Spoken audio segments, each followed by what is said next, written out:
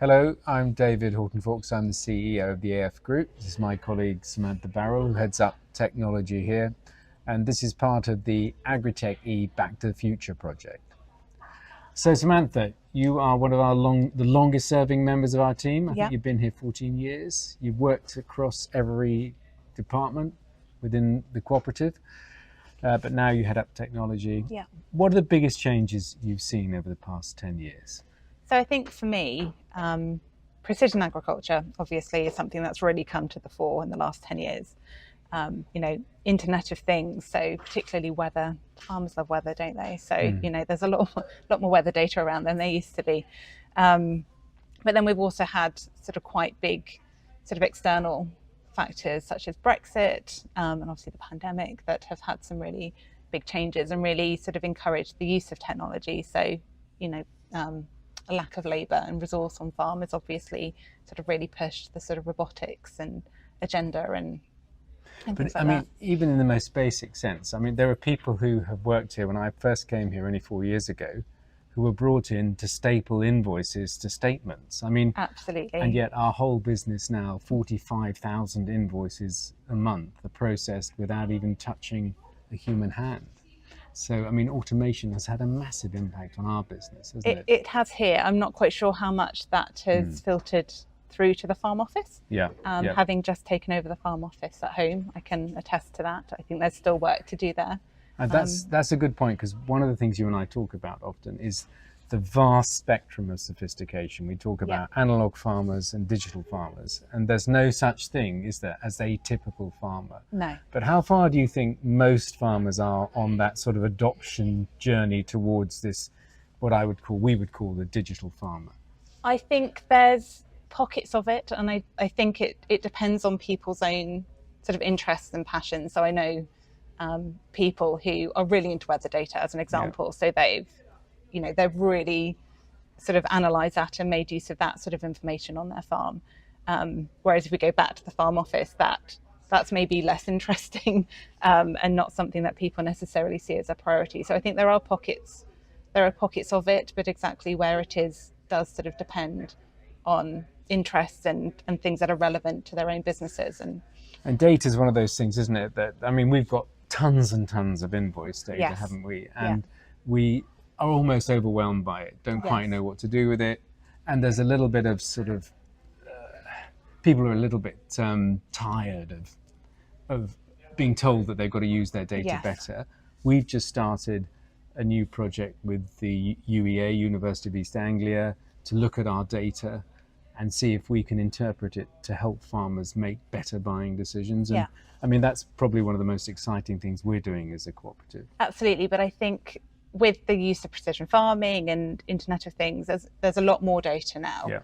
And it's understanding, how much of it is white noise, how much of it is actually useful and can make a difference to someone's business. And having the data is one thing, interpreting it and working out what to do with it and what changes to make because of it is probably more difficult and more of a challenge. Yeah, and that's a good point, because you've got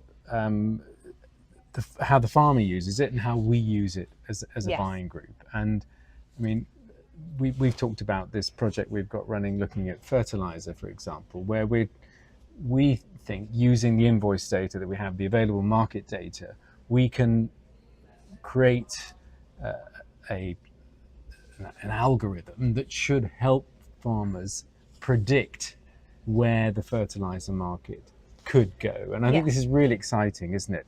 We've looked at the way Google will tell you when to buy a flight. Now we're hoping we can advise farmers using our data when they should buy their fertiliser, for example. Absolutely. Yeah. Yes. And that's I think a really exciting project. And I think it is that whole point around that really simple and easy to interpret sort of visual information. So it's making use of data in a way that you don't need to be a data scientist or a data analyst to actually understand and make use of, and providing the actionable insight rather than just here's all the fertilizer market information. What can we help you do to make a decision, and the right decision for you and your business. And then there's the whole accessing your account. So you've just launched this thing, a new online portal for our members called MyAF, which is an app sitting currently in the App Store. It is in the App Store, where members can access their accounts. Tell them what else they can do. So at the moment, it is mainly around access to order and invoice information. But what we're really working on is improving our direct invoice integration directly into different accounting software. Again, just because people don't want to spend time in the office, how can we make use of what we've done already and the work that we've already done internally to benefit members and to pass on that benefit. And how many thousands of products can you buy online through us now? 16,200-ish, yeah. But mostly fuel, isn't it? So we started with fuel, and how many litres of fuel are we supplying now? Well, we've just hit 7.2 million litres ordered online, so quite a good amount, but it's still a fairly small number of members. So I think we still have work to do in terms of supporting members to adopt a different way of buying things. And that's such a good point about adoption, because we've got to take people with us, because there is still a lot of value in that human relationship. People want to talk to somebody, and yet at the other end of the spectrum, people say, I don't want to talk to anybody. I just want to do it all online. And we've got to adjust our offering to accommodate both, haven't we? Absolutely, yeah.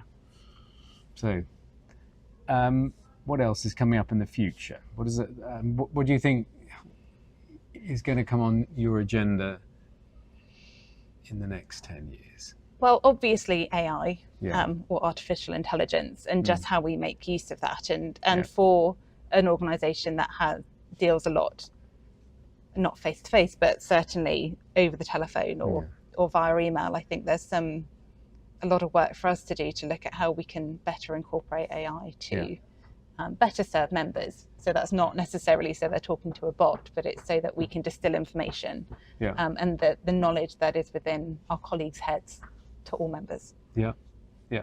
I think it's going to become a big part of what we do. Absolutely. Right. Okay. Thank you, Samantha. Thank you.